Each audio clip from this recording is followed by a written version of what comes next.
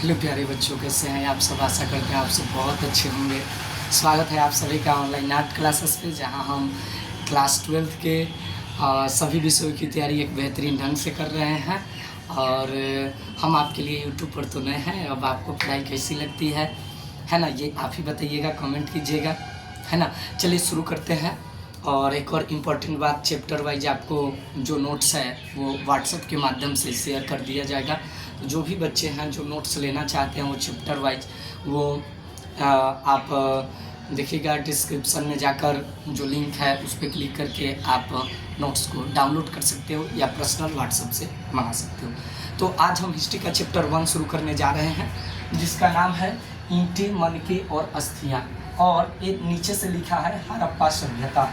कहने का मतलब यह है कि आज से लगभग 4000 वर्ष पहले इस धरती पे, इस भारत में एक ऐसी सभ्यता थी जो किसी कारणवश खत्म हो गई, लुप्त हो गई, जमीन के अंदर धंस गई, है ना। उस सभ्यता के बारे में जो है हम पढ़ने जा रहे हैं। बात करेंगे आज से 4 वर्ष पूर्व की सभी घटनाओं की, कि आखिर ऐसी कौन सी सभ्यता थी, किस तरह के लोग थे, कैसे रहते थे, क्या वो अपना घर बनाए थे, हाँ, खाना क्या खाते थे, क्या खेती करते थे या नहीं करते थे, अपने जीवन यापन कैसे करते थे, इन सब चीज़ों के बारे में जानकारी मिलती है। सबसे पहले हम अपने चैप्टर के हेडिंग को पढ़ते हैं। ये आपका इतिहास का चैप्टर 1 है ना। हमको इतिहास में 3 किताबें पढ़नी है, ये पहला किताब का चैप्टर 1 है। चलिए चैप्टर शुरू करते हैं। ईंटें। ईंटे का मतलब क्या होता है, सभी बच्चे जानते हैं कि ईंटा के सहायता से घर बनता है, और ईंटा मिट्टी से बनता है, और मिट्टी से ईंटा का स्ट्रक्चर बनाकर उसे पकाया जाता है आग में, और वो क्या हो जाता है, ठोस हो जाता है, मजबूत हो जाता है ना। तो उसको ईंटा कहते हैं। क्लियर हो गया बात ना। तो उसको क्या कहते हैं, ईंटा कहते हैं। मनके का मतलब होता है मोती, और अस्थियों का मतलब होता है हड्डियाँ, है ना। देखिए, एक ऐसा स्थल जहाँ पे कोई व्यक्ति गए थे, नाम अभी जानना जरूरी है, बहुत जल्द नाम लेंगे। तो वहाँ पे जब उस भूमि का सर्वेक्षण किया जा रहा था कि यहाँ पे क्या क्या चीज़ें हैं, तो वहाँ पे उन्हें ईंटें दिखाई दी।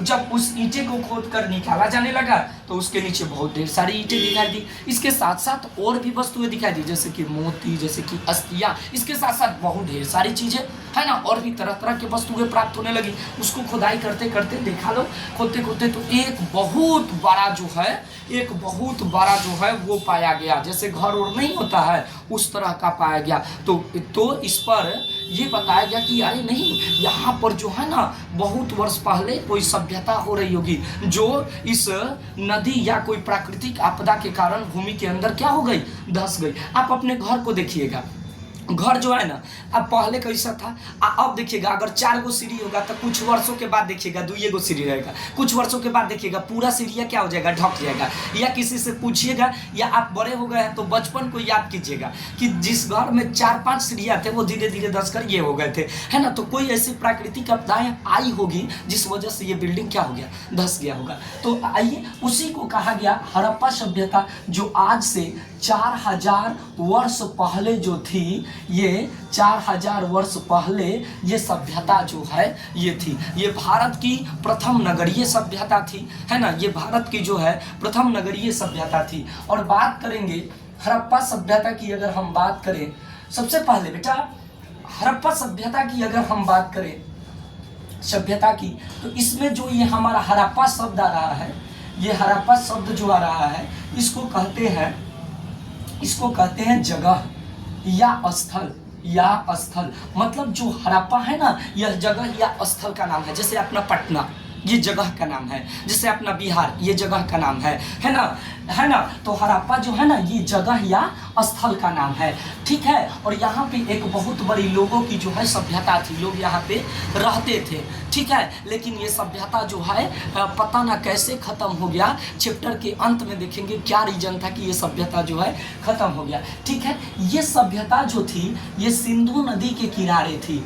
ये सभ्यता जो थी सिंधु नदी के किनारे बसी हुई थी, और इस सिंधु नदी के जल से ही यहाँ के जितने भी लोग थे वो अपना जीवन यापन करते थे, कृषि करते थे, पशुओं को पानी पिलाते थे, या खुद सबसे पहले पानी जो है पानी पीने का कार्य सिंधु नदी के जल से वो स्वयं किए होंगे। आगे चल करके क्या हुआ, चापाकल बना या नहीं बना, ये सब भी हम लोग जानेंगे, है ना। तो हड़प्पा जो स्थल है ये सिंधु नदी के किनारे था। वहाँ के जो स्थानीय लोग थे सिंधु नदी के जल से जो है अपना कृषि कार्य, पशुपालन या अन्य कार्य को जो है दैनिक जीवन में जितने कार्य हैं उसको करते थे।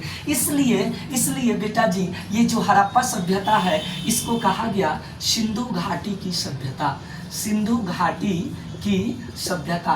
तो ये एक पहला प्रश्न बन जाता है। आप चाहो तो कॉपी पेन लेकर बैठे हो तो इसे लिख लो कि हड़प्पा सभ्यता को सिंधु घाटी की सभ्यता क्यों कहा जाता है, ये आपका प्रश्न है। आप चाहो तो अभी लिख लो हड़प्पा सभ्यता को सिंधु घाटी की सभ्यता क्यों कहा जाता है, ये आपका प्रश्न है। उत्तर है इसका, हड़प्पा सभ्यता को सिंधु घाटी की सभ्यता कहा जाता है क्योंकि हड़प्पा स्थल या हड़प्पा शहर या हड़प्पा नगर सिंधु नदी के किनारे बसा हुआ था, जहाँ के स्थानीय लोग इस नदी से ही अपने कृषि कार्य या दैनिक जीवन में जितने कार्यों को करते थे तो इसके जल से ही उपयोग के माध्यम से जो है करते थे।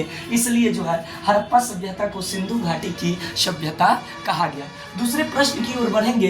हड़प्पा सभ्यता, सिंधु घाटी सभ्यता जो थी उस सिंधु घाटी सभ्यता का जो पहला स्थल था वो था हड़प्पा, वो था हड़प्पा स्थल। वो कौन था? हड़प्पा स्थल। इस सिंधु घाटी सभ्यता को हड़प्पा सभ्यता भी कहते हैं, ठीक है, हड़प्पा सभ्यता भी कहते हैं। तो ये लिख देना बहुत ही अच्छा होगा, है ना। सिंधु घाटी सभ्यता को हड़प्पा सभ्यता कहते हैं। तो अभी हम समझ रहे हैं बच्चों, मेरे प्यारे बच्चों, जिगर के टुकड़ों, अच्छे से समझना। सिंधु घाटी की सभ्यता या हड़प्पा सभ्यता का जो पहला स्थल है, जो आपका पहला स्थल है वो हड़प्पा स्थल है, जो 1921 ईस्वी में राय बहादुर दयाराम साहनी के द्वारा जो है खुदाई करके खोजा गया था। राय बहादुर दयाराम साहनी के द्वारा जो है इसको खोजा गया था। हड़प्पा स्थल, हड़प्पा, देखिए आपसे पूछेगा सिंधु घाटी सभ्यता या हड़प्पा सभ्यता के प्रमुख स्थलों के नाम लिखे, तो प्रमुख स्थल कौन कौन से हैं सबके बारे में जानकारी लेते चल रहे हैं। पहला स्थल जो है वो आपका है हड़प्पा सभ्यता, जिसकी खोज जो है राय बहादुर दयाराम साहनी जो है 1921 ईस्वी में करते हैं। दूसरा जो स्थल है आपका वो है मोहनजोदड़ो, है ना, वो है मोहनजोदड़ो। ये दूसरा स्थल है ना, जिसका खोज जो है राखलदास बनर्जी करते हैं, जिसका खोज जो है राखलदास बनर्जी करते हैं।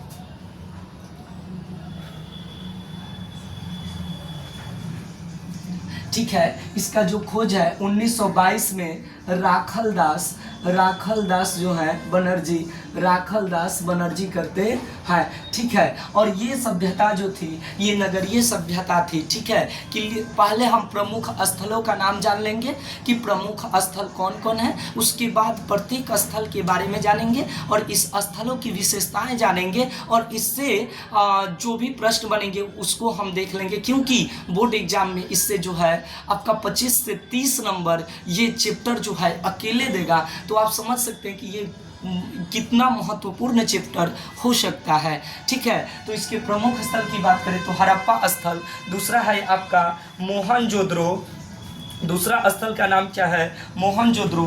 तीसरा जो स्थल है वो है चनहुद्रो, तीसरा जो स्थल है आपका वो है चनहुद्रो, ठीक है। वो तीसरा जो स्थल है वो आपका क्या है? चनहुद्रो है, ठीक है। चनहुद्रो जो है ये तीसरा आपका जो है स्थल है, याद रखिएगा। मोहनजोदड़ो के बाद जो तीसरा स्थल आता है आपका वो चनहुद्रो है। इसके बाद आपका लोथल है, कालीबंगा है ना, आपका जो है लोथल है। इसके बाद जो है आपका 5वां नंबर आपका कालीबंगा है, ठीक है। क्लियर हो रही है बात ना? आपका जो है कालीबंगा है, ठीक है, ये 5वां स्थल है। इसके बाद भी और बहुत स्थल है, ठीक है, और भी बहुत स्थल है, ठीक है, याद रखिएगा। जैसे कि रोजदी जो गुजरात में स्थित है, रोजदी स्थल है जो कि गुजरात में आपका स्थित है, और भी प्रमुख स्थल है। तो जी हाँ प्यारे बच्चों, हम अभी इस चैप्टर के 2 महत्वपूर्ण क्वेश्चनों को कर चुके हैं। एक कर चुके हैं सिंधु घाटी की सभ्यता को हड़प्पा सभ्यता क्यों कहा जाता है, और दूसरा क्वेश्चन कर चुके हैं सिंधु घाटी सभ्यता के प्रमुख स्थल कौन है। ये 2 प्रश्न जो है हम जो है इसमें में अभी कर चुके हैं। ठीक है मेरे प्यारे बच्चों, आपको समझ में आ रही हो तो वीडियो को लाइक, सब्सक्राइब और शेयर ज़रूर करें। ये पार्ट 1 रख रहे हैं वीडियो का, और अगले वीडियो में बात करते हैं पार्ट 2 में, बेहतरीन तरीक़े से जानकारी लेते हैं। बहुत बहुत धन्यवाद।